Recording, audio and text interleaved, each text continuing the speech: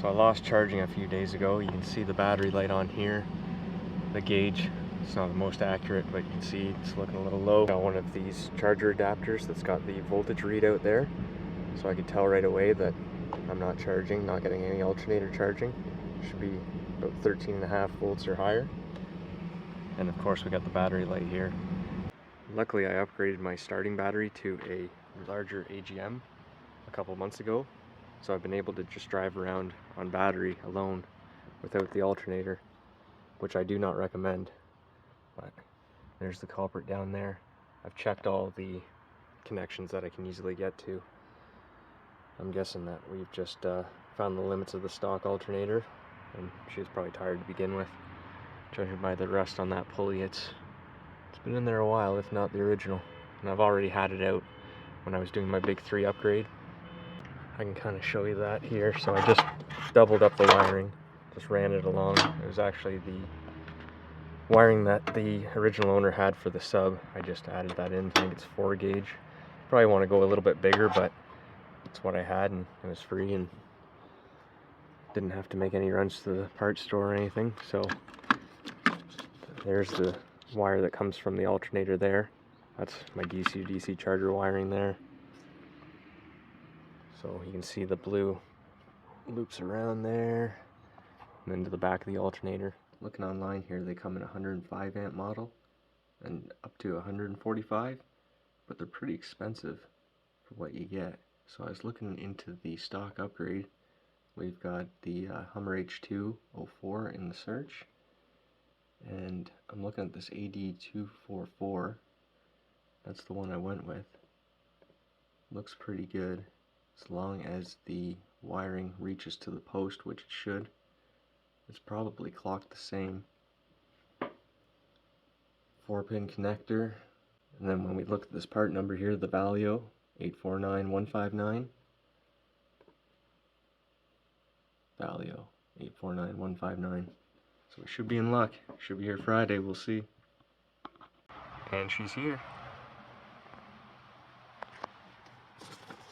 So there's the part number there. 2004 Hummer H2. 91 American dollars. From the Netherlands, huh? If you ain't Dutch, ain't much. Actually got a magnet this time too. Nice yellow Z, that's awesome. Just to make up for the last 3 packages with no magnet. The dyno sheet here. Computer tested. Look at that performance curve. Have a look at this Warlock here. Put you on the wide angle. Oh yeah, oh man, that is beefy. That's a 2-hander.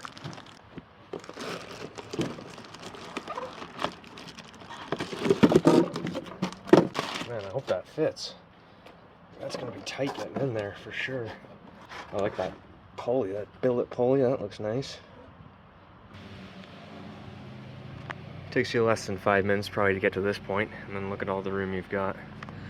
So there's no sense in trying to work on the engine for pretty much anything with the shroud in place. You can see the lower shroud there. We've got a peculiar cut going on here. 2 bolts right here. It's kind of wedged in there. There's sleeves that these bolts go through that kind of pinch the alternator to give a good ground. And then you can see where I've added a ground here onto this bolt. And then a connector in the back here, and then the post that your positive mounts to. That's about it. Obviously the belt's got to come off first. Alright, so I've got it wrestled out here. Dimensionally, it's quite a bit bigger. I hope that is going to fit in there. So these bolts are supposed to be the same distance apart, and they do look it.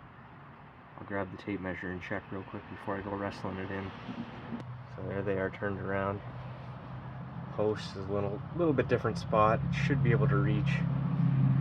Looking at the wiring, and then the plug, instead of coming from the back, it goes. It looks like it will go, but this coolant pipe is definitely really close. It's probably going to have to sit out forward of the alternator.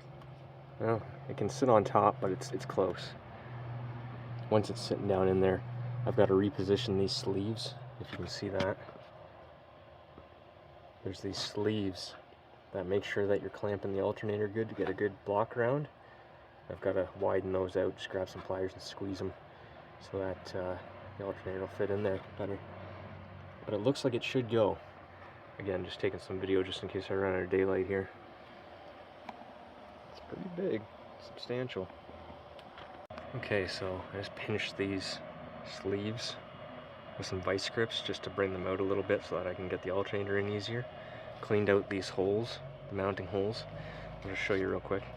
So there's your charging wire that goes right to the battery. And that's what I upgraded it with, the 4 gauge. It's hard to get a shot in here. Okay, so there you go. So that's what I upgraded to, 4 gauge. And then that's what they have stock, which is not even 8. That's like 12.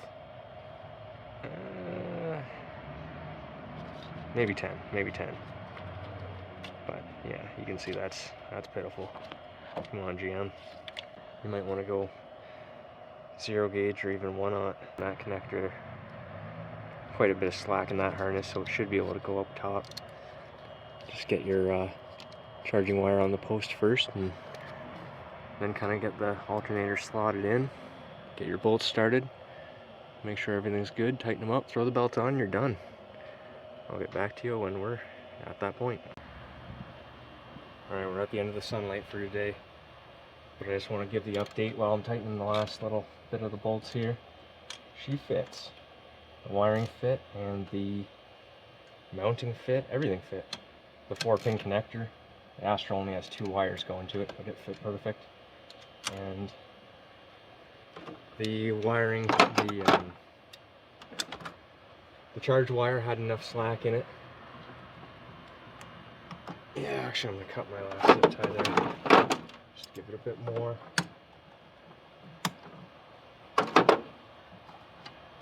Yeah, that's a bit better. I'll add another one so it doesn't have a chance of rubbing. So I'll show you how close we are. That AC line is pretty close to the connector. You can see it there. I'll put something on the screen. So it's pretty close, but not too bad.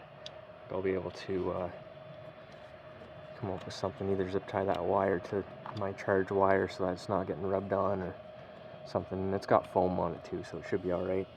And then the back post, there's clearance in behind there. I can kind of see, I can get a bit of an angle. And then this coolant line, I'm not sure if you can hear that, but yeah, it's rubbing right on the front of the case here. And I could lift it up and put it in the, in the body of the alternator here, but I don't really like that. Like in between the 2 housings, and it kind of sits there. But I might have to pull this coolant hose up, see if I can just get a little bit of distance here, and maybe a little distance on the other end, and just try and shimmy that coolant line up just slightly, because right now it is pretty close for comfort. And like I say, rubbing on the front of the alternator. But I might just put it out front here for now, just while I'm testing. Might have to get a longer belt, which I hope not, but the alternator's up a little bit higher than the stock one. That's the last thing to do, and we are definitely out of sunlight for today. Alright, it's the next day here, and she's all back together. Belt fit good.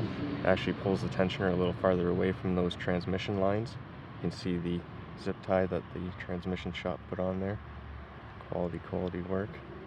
I saved the moment of truth for both of us here to experience at the same time. So let's see if it's charging now. We've got fully charged AGM battery.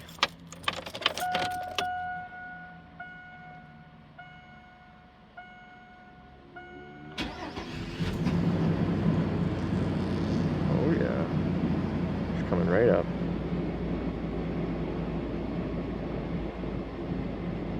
$14.8. She's idling down nice now. Seems to have stabilized around 14.6, just on my little adapter voltmeter readout there. 14.6, 14.7. Can't vouch for longevity or anything. Just put it in, but so far so good. Looks like a worthy upgrade. cheaper than the stock alternators that were listed for the Astro. There we have it. Can't argue with that. More output for less dollars. Just have to play around with the listings and order something for a vehicle that's not what you're actually driving, and get yourself a nice stock upgrade. If I run into any issues, I'll let you guys know.